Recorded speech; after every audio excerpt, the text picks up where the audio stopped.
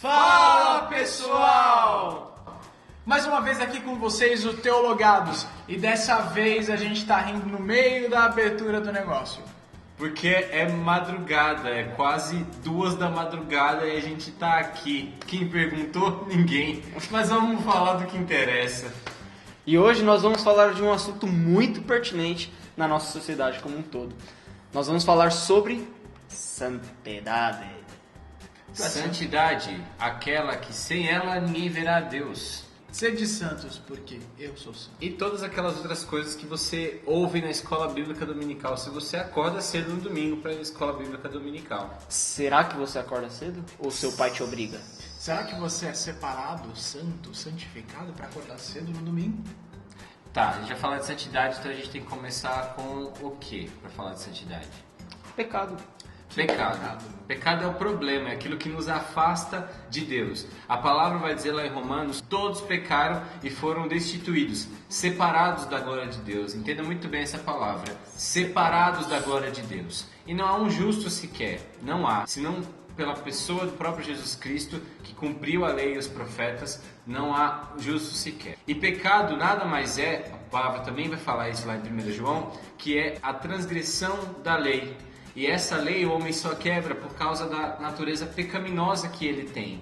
Essa natureza pecaminosa, ela fala de algo que é interno, não é algo Privado. Isso, exatamente. Algo privado, algo que já está intrínseco na sua própria natureza. Isso a gente conseguiu graças aos nossos pais, Adão e Eva. Nós recebemos essa herança, o pecado. Todos nós temos esse pecado intrínseco na nossa natureza. Todos nós temos a natureza pecadora. Não tem um ser humano sequer, até mesmo um bebezinho, que não tem a natureza pecadora. E você deve estar colocando a culpa agora em Adão e Eva. Meu querido, você, se tivesse estado lá, também pecaria. Eu duvido que você não tinha comido. Ah, mas foi culpa de Adão e Eva que pecaram e comeram da fruta. Se fosse uma jaca, você tinha comido. Você tinha comido, jaca meu é irmão. ruim. Você também pecaria. A questão que o Vini falou a respeito dos bebês e tudo mais, é até uma questão comum na sociedade, né? Nasceu, que lindo, é um anjinho, né? É uma bênção na família. Mentira! Eu sinto lhe dizer, minha É um senhora... réprobo. Eu sinto lhe dizer, minha senhora, que essa criança, esse oxente de Deus... É um mísero É pecador. um mísero pecador. Um tanto quanto menor, mas Exato. é pecador também. É muito fofinho, é muito bonitinho. A coisa linda de Deus. Mas dentro dele, a essência dele já é de pecado. E tem uma solução para isso. Você percebe que ele peca desde cedo, quando ele já começa a querer testar você. Vem cá, você ensinou seu filho a mentir? Ele aprendeu sozinho? Ih, será que o pecado é mesmo uma coisa da natureza humana? E se a natureza humana é realmente pecadora? O que faz para essa coisa de pecado sair fora assim e nós realmente voltarmos a Deus? Você pode reparar que a criança, a palavra ela fala que a criança ela já tem a sua astúcia logo cedo, né? Quando ela faz aqueles joguinhos de interesse ou quando ela faz aquela birra exagerada por algo tão simplório, não pense que isso é apenas instinto da criança. Claro, Não aceito não também. Exato, quando ela é contrariada, por exemplo. Isso parece tudo muito natural, mas é natural porque faz parte da natureza do homem ser pecador. Porém, meu querido, tem uma boa notícia para você.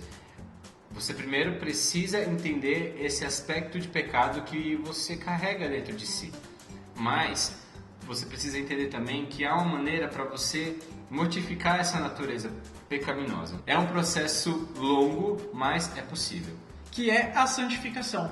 E para esse processo acontecer, a gente tem que entender que o pecado realmente ele destrói a nossa comunhão com Deus. E ele destrói tão plenamente que é preciso que nós tornemos uma vida nova. É preciso que nós tenhamos uma novidade de vida. Ou seja, sejamos convertidos por Deus. Porque realmente ninguém consegue se converter sozinho. É Cristo que vem no coração desse homem morto em delitos e pecados e dá vida. Então desperta aquele coração inclinado para o pecado a ser inclinado para Deus. E não é você que aceita Jesus. Não. Mas menino, sentido? A gente não tem a capacidade de nos aceitar uns aos outros. Vamos aceitar o Deus eterno? Nossa, boa essa. Sendo pecadores? É A nossa impossível. própria natureza nos distancia de Deus, como nós, que nos distanciamos de Deus, na nossa própria natureza, podemos nos achegar a Deus. É impossível. É impossível que nós nos acheguemos a Deus. Não tem como. E é por isso que Cristo, o Deus eterno, tem que descer de lá, daquela eternidade maravilhosa, para vir buscar esses homens pecadores aqui. Isso é amor. É importante entender também que até o processo da santificação, ela não é algo de maneira voluntária. Não há boa vontade no homem, não há iniciativa humana para a santidade sem a figura de... Exato, não há práticas legais e nem perfeccionismo. Não entenda a santidade como perfeccionismo, são coisas totalmente diferentes. O que a gente precisa deixar muito claro aqui é que a santidade ou o desejo da santificação, a moção para buscar uma vida de santidade, ela só existe porque Jesus, ele promoveu a santificação, ou seja, através da sua morte na cruz, ele nos separou. É como Ezequiel, no capítulo 11, onde ele vai dizer que Deus vai trocar o coração de pedra por um coração de carne. Aquilo nada mais é do que a conversão. E é isso que Cristo veio fazer. Nos converter dos nossos maus caminhos para o caminho da luz. Nos transportar para o reino do seu amor. É isso que ele veio fazer. A santificação só pode ocorrer depois que nós formos convertidos. O ato, então, acontece na morte de Cristo. A morte de Cristo, então, ela nos outorga uma responsabilidade muito grande. Porque a partir do momento que nós somos chamados filhos de Deus, nós estamos sendo considerados santos. E é um convite que ele é tão específico que você repara que o único que poderia se aproximar de Deus, de acordo com a lei, era o sumo sacerdote. E daí esse supremo, esse sumo sacerdote que nós temos chamado Jesus, ele se sacrifica para o perdão dos nossos pecados, para a remissão dos nossos pecados, e ele rasga o véu do templo num convite maravilhoso, dizendo assim, olha... Agora todo mundo tem acesso. Exato, por esse novo e vivo caminho. Eu morri por você. Não existe só um mediador humano, existe agora um mediador divino, que sou eu, Cristo Jesus. Nossa, é Ele quem intermedia. É Ele quem faz esse intermédio entre homem e Deus. Não há mais intermédio humano. Agora, por isso que nós temos livre acesso a Deus e por isso que nós somos chamados, por esse intermédio. Agora que nós temos esse livre acesso a Deus, nós também temos um chamado muito importante, que é o chamado para a santificação. Então, nós conseguimos entender que o maior exemplo de tudo isso e de santidade é o próprio Jesus Cristo. Ele mesmo viveu uma vida de santidade. Agora, o problema é que assim, a gente não consegue muito corresponder a tudo isso que Jesus fez. Não é simplesmente na cruz um ato de simplesmente virar com uma varinha e pá, agora você é santo. A sua vontade, transformação acontece em um estalar de dedos. Não, Isso. pelo contrário. Ela demanda tempo, lágrima e suor. Muito suor. Não é simplesmente um passe de mágica. Agora que nós fomos alvos convertidos, nós somos santos plenamente. Pelo contrário, né? Nessa vida nós nunca seremos plenos. Nunca vamos alcançar a santidade plena. A estatura do varão perfeito, que é Cristo Jesus. Nós não somos capazes de conseguir alcançar isso. Desculpa pela má notícia, mas não vai rolar aqui. Meu amigo, se a tua igreja está dizendo que você pode alguma coisa nessa vida, ou se você tem o direito de alguma coisa nessa vida, Desculpa. Nós não temos direito de nada. A Bíblia, ela vai te mostrar, através da figura de Cristo, que a plenitude é nada mais, nada menos do que uma esperança aqui na Terra. Se nada pudesse ser realizado aqui, se as perseguições, se as dificuldades para se ter essa vida santa, elas forem demasiadamente pesadas aqui, significa que isso produzirá em nós um peso de glória tamanho para uma graça futura, como diria nosso querido John Piper, para que a gente aprenda a ter uma esperança e uma dependência naquilo que está por vir, porque o que se vê aqui é passageiro, mas o que não se vê, meu amigo, é eterno. E a maior dificuldade que nós vemos e identificamos na sociedade brasileira hoje é isso, é a crença de se alegrar nas promessas de Deus. É confiar nas promessas de Deus, e nisso a santidade está nesse pacote, né? A santidade em si é quando você entende o seu chamado, e nesse chamado você sabe que tudo que você faz na sua vida é para a glória de Deus. Você troca então os seus prazeres carnais para os seus prazeres espirituais. A sua vontade será absolutamente sempre pautada em engrandecer o nome de Deus. E claro, isso é muito difícil, mas nós temos que fazer isso e nós temos que lutar por isso. E é nisso que o processo de santificação se dá. É nessa mortificação da carne, como já dizia Paulo. É você entregando agora os seus membros como sacrifício justos e não mais de iniquidade. É você agora se revestindo do novo homem e se despojando daquele velho homem, do homem pecador. É agora se vestindo das armaduras do Espírito Santo, da armadura de Cristo, dos sacramentos, de tudo, para que você agora seja separado do mundo pecaminoso, não do mundo em si, porque nós não devemos, daquele sentido monástico, se excluir do mundo.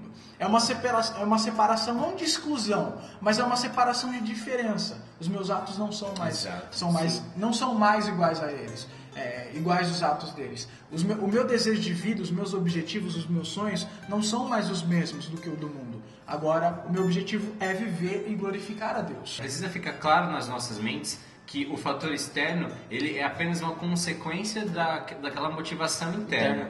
O problema do evangelicalismo brasileiro, homenagem ao pastor, é que houve uma troca de valores. A gente vê isso claramente. Vai passando nos canais, você vai achar isso fortemente. Onde a espiritualidade e a santidade de qualquer um que se pronuncie em nome de Cristo, ela está sempre ligada a fatores externos. Então, se eu possuo, é porque eu sou abençoado e isso é consequência de uma santidade que eu mantenho. É uma linha de pensamento assim, mas que é totalmente enganosa.